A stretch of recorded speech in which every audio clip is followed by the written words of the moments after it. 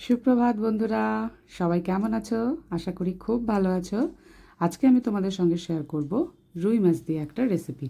তার জন্য রুই মাছগুলোকে আমি ভালো করে ধুয়ে নিয়েছি, নুন আর হলুদ দিয়ে একটু মাখিয়ে নেব।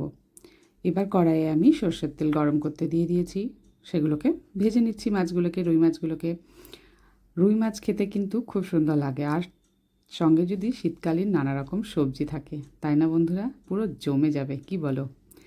দেখো মাছগুলো ভাজা হয়ে গেল, তুলে নিলাম। আমি কিন্তু বেশি করে মাছ ভাজি না, হালকা লাল লাল হলেই তুলে নিই।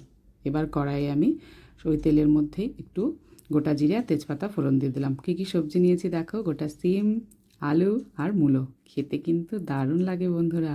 শীতকালীন সবজি ঝোলটাকে দারুণ টেস্টি করে দেয়। সবজিগুলো সব দিয়ে দিলাম তেলের মধ্যে, একটু নাড়াচাড়া করে নেব। এবার আমি একটা বড় সাইজের পেঁয়াজ কুচি কুচি করে কেটে নিয়েছিলাম, সেটা দিয়ে দেব। তোমরা অনেকে তেলের মধ্যে পেঁয়াজ দাও, আমি সেটা না দিয়ে আমি একটু সবজিগুলো দিয়ে তারপরে পেঁয়াজ দিলাম, আর একটা গোটা টমেটো দিলাম। আর রং আর স্বাদের জন্য অবশ্যই নুন হলুদ দিতে হবে। দিয়ে একটু সুন্দর করে নাড়াচাড়া করে নেব।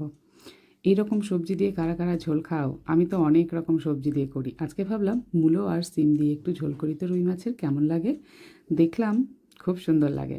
তো সবজিগুলোকে দেখো 5 মিনিট মতো আমি ঢেকে রেখেছিলাম, সুন্দরভাবে নরম হয়ে গেছে, এখনই অর্ধেকটার বেশি সেদ্ধ হয়ে গেছে।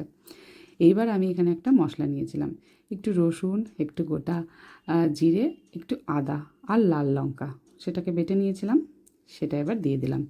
দিয়ে একটু সুন্দরভাবে নাড়াচাড়া করে নিচ্ছি, যাতে মশলাটার কাছাকাছি গন্ধ থাকে সেটা যেন চলে যায়। আর রঙের জন্য সামান্য একটু কাশ্মীরি লঙ্কার গুঁড়ো দিলাম।